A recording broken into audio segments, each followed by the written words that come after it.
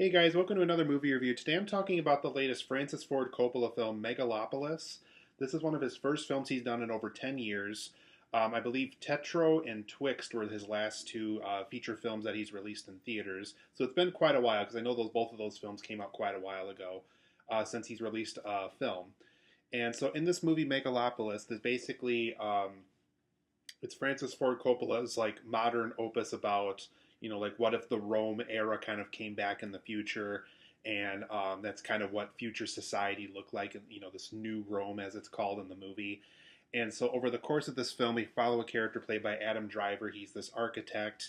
He helped kind of build this new Rome city that it's sometimes referred to as Megalopolis, like the title suggests.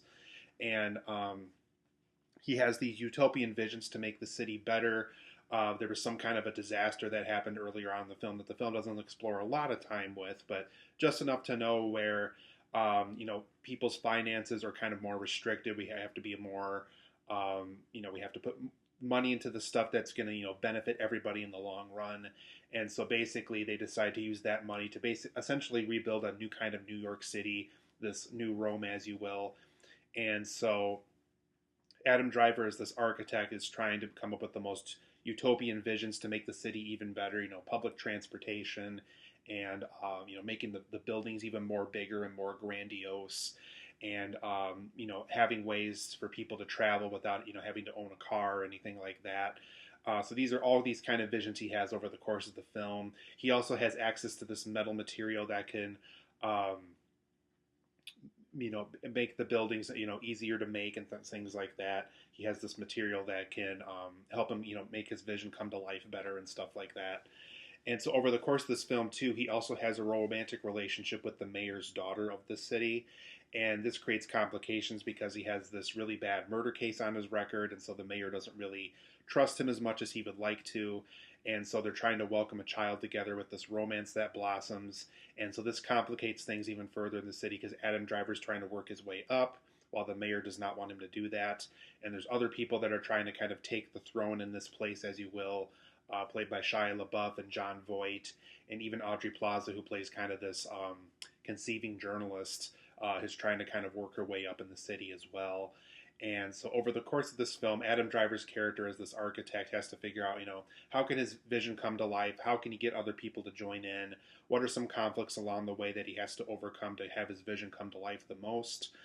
How is he going to pursue this marriage with this person that obviously they love each other, but the father doesn't welcome it, the mother doesn't welcome it, and so how can they kind of have this forbidden romance and raise this child together and enjoy the city the best that they can, even though it has a ton of issues going on with it, and allowing his utopian vision to come to life the best way he possibly can.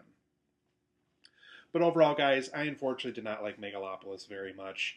It is great to see Francis Ford Coppola working on a film again. I do believe a lot of the finances for this movie did come from his own money. I think he sold one of his wine vineyards to be able to get this film made. So it is a very expensive independent film. I think it was 120 million or something crazy like that he had to come up with to make this film. And I know he's been, for years talking about this, futuristic city film that he's been wanting to make for years, and exploring what if Rome happened in the future again and stuff like that. Yes, I unfortunately did not care for this film very much. It just was a total mess. The tone, the story, kind of the topics it covers are all over the place. There are some things I enjoyed about it, so I'll make sure to go over that in my positives. But for the most part, this is a very inconsistently made movie. It's very long too. It's about 2.5 hours, very, very long. So unfortunately, you're kind of stuck in this mess for a long time.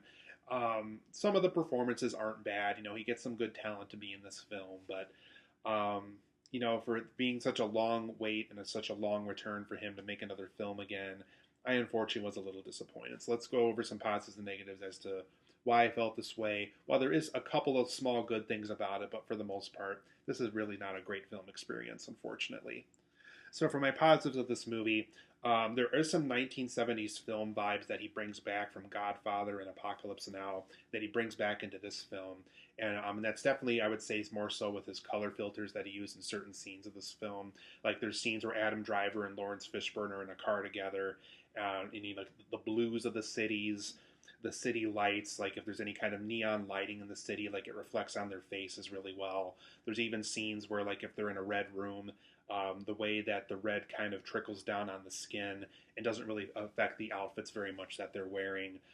Similar to what he did in Apocalypse Now, when Martin Sheen is kind of going through that swamp and he has that war paint on his face. It felt kind of like that to me, where it felt like something that would have happened several decades ago in a film, something that he would have brought to a film, back in the 70s and 80s. And it is great to see him bringing back those color filters and those film aesthetics again of, not just letting the natural light come in, but having other kind of light sources coming in to reflect lighting and neon lighting and, certain settings of the city of this film, and allowing those to kind of blend in with the actors and actresses' performances. And overall, too, I did care about those two lead characters in this film. Adam Driver plays the architect, and I forget the name of the actress who plays the future wife, future love interest. She was in the Fast and the Furious films and Game of Thrones. Feel free to comment down below if you know what it is. I'm sure I always mention the cast of this film whenever I do like a little plot synopsis down below in my video description, so be on the look for that if you really want to find out this actress's name. But I did care about them. I did care about their relationship. I wanted them to have this child together and find happiness together. They seem to be happy together. They both have this time manipulation ability that they kind of bond over the course of this film. So I did care about their love interest. I cared about their what became of their marriage and stuff like that. So I cared about the two lead characters. That's a very important thing in a film. I wanted them to be together. I wanted them to find happiness together. So once again, that's always an important thing, especially when you spend a lot of time with certain characters of the film too. And I did like the film's commentary about having the best possible future. There's a lot of scenes where Adam Driver's trying to convince like governors and politicians and people with money in the city to kind of believe in his vision, put more money into these things that he wants to do to make the city the best that he possibly can be. And I do like the idea of, the way that Rome collapsed. It shouldn't be the way that we should view this future. We should find the stuff where Rome failed so that we can succeed. Find the ways where, public transportation can be, big again. Obviously that'll probably come from taxpayers' money and so forth, but, having that ability, having that access, having that free will for people to, who come into the city to have this transportation, have these entertainment, have this way of getting through the city without having to own a car and stuff like that. So I do like the film's commentary of best possible futures, looking into the past, see what didn't work, looking into the future and see what works the best. And I do like the overall idea of, finding the best possible future for us to live in. And overall, too, there's some utopian city visuals that I thought were very strong in this film. There's just a lot of scenes where we're trying to get into the mind of Adam Driver and kind of seeing what he has envisioned for the city, kind of what the buildings look like, whether it's a swirl or whether it's, the transportation or the way the glass buildings look and stuff like that. And the way that the film visualizes it too, whether it's a sketchboard or, like a sketchbook or the way it's illustrated, the way it's painted onto the screen and stuff like that. Very good stuff. I liked those kind of visuals in this film. It's explored pretty late into the film, so unfortunately you have to wait quite a bit to see those visuals, but when they happen, when the film kind of focuses on the right stuff, I feel like some of the visuals tend to stand out pretty well in the film. But for my negatives of Megalopolis, why I overall thought it was a pretty negative experience for me, unfortunately, is the tone here is extremely inconsistent. It changes from a drama to a comedy to a science fiction film to a modern-day Rome film to a political thriller. They've changed the tone of this film so many times. It's just so hard to keep up with what exactly they were trying to do and trying to say. It almost kind of changes from scene to scene in a way, too, where this scene is that genre, this scene is this genre, then it's this genre again, now it's that genre, now it's this genre, now it's that genre, now it's this genre. It just keeps changing things up a lot, and I just felt like they really needed something more consistent to have a more pleasant film experience overall. And overall, too, there's just too many plot lines going at once. There's an Aubrey Plaza plot line, there's a Jon Voight plot line, there's a Shia LaBeouf plot line, there's an Adam Driver plot line, there's a plot line going on with the mayor, there's a plot line going on with the city, there's a plot line going on with Lawrence Fishburne, there's a plot line going on. I mean, there's just so many things that the film is trying to do over 2.5 hours, and unfortunately, because none of these plot lines get attention. Nothing gets as developed as you want it to be, and it's just almost a little too much at once. And at 2.5 hours, that's a lot to concentrate on for one story and of one film. And overall, too, there's just a lot of moments that feel very weird and unexplained. There's just a lot of times where Adam Driver has an ability where it works in one scene and doesn't work in another. There's scenes where surgical breakthroughs happen so Adam Driver's character can still live and still be in the film, and they don't really go over that very well as well. And there's just a lot of scenes where you need more explanations to what exactly is going on. And there's just not a lot of moments where there's a lot of justification as to what exactly is taking place. And I just thought that aspect of the story also could have been better as well. And overall, too, this is a very long film. Like I said, it is 2.5 hours. I think the film really would have benefited from a more simplified script of how did New Rome come to be? How does Adam Driver's architect fit into the picture? What are the problems that New Rome is facing now that it's being built? What are some directions that New Rome is taking now that it's, you know, in the city, it's in the public eye, and how are they going to make it better? And just avoid all the other stuff. I mean, it's fine if you want to have Audrey Plaza and a bunch of other celebrities be in this film too, but don't have like 9 other subplots going on at once. It's not going to help your film. I really think this film would have benefited from a great rewrite, a great simplified rewrite. Really focus in on what exactly do we want to do? What do we want Megalopolis to be? Not just 9 different plot lines and just kind of run with all of them at the same time. I don't think that's a great way to make a film at all. And overall, too, Shia LaBeouf's character was just really annoying.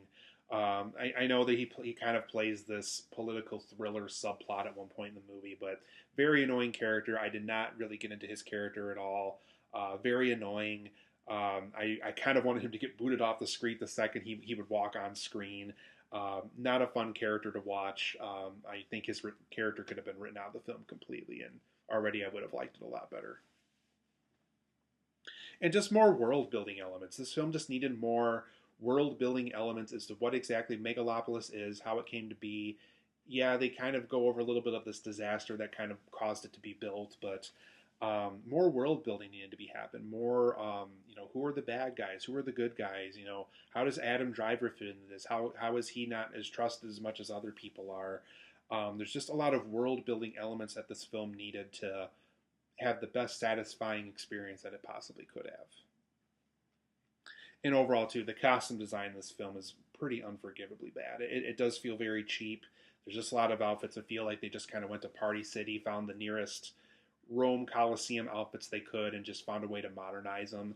I thought a lot of the costume design looked pretty goofy in this film, to be honest. So, Megalopolis, I'm going to give it a 5 out of 10. There's things about it that are fine. It is great to see Francis Ford Coppola make another film again, but the tone, the too many subplots going at once, the world building, the unexplained moments, the simplification of the script really needed to take place more often. Shia LaBeouf's character, the costume design, there's just a ton of issues going on with this film. I know it's not doing well financially at the box office right now, but yeah, I would just say skip this one. It's not worth your time or money. There's definitely a reason why it's not doing well at the box office. I don't think the marketing team even knew how to market this film. It was great to see Francis Ford Coppola do one more film. If this is indeed his last one, but it's kind of a bummer of a film. So I would say skip it. It's a 5 out of 10 for me.